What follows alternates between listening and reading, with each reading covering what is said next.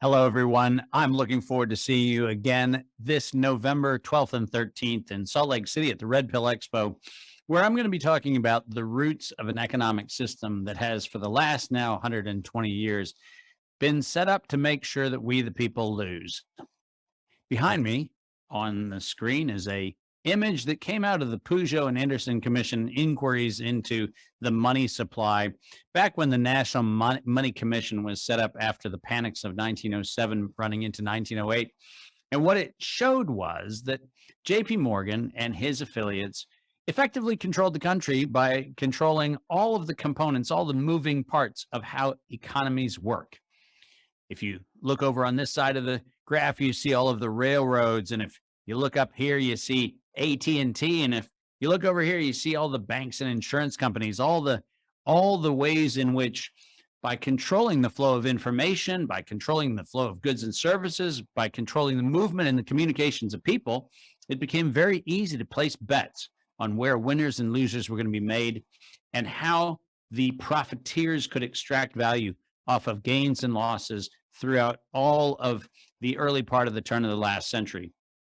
Now, it turns out there's a lot of people now talking about, hey, what economic system would be possible to be built so that it works for the people? It works aligned with liberty and works aligned with what it means to be human and what it means to be respectful of each other and the ecosystem and all of those moving pieces. And the fact of the matter is, most of us don't know the foundation and the breaks in that foundation, which have given rise to the current system. So when we try to do fixes or repairs of a system, it turns out that we're using the wrong tools and downright fundamentally the wrong models of how economies should work.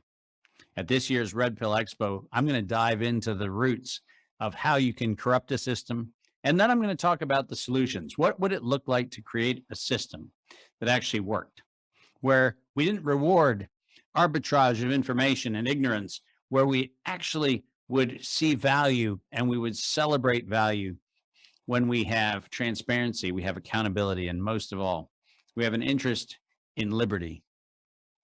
And as a bonus feature at this year's Red Pill Expo, we're also going to have a screening of American Revolution, my new film, which is the unauthorized financial biography of the United States.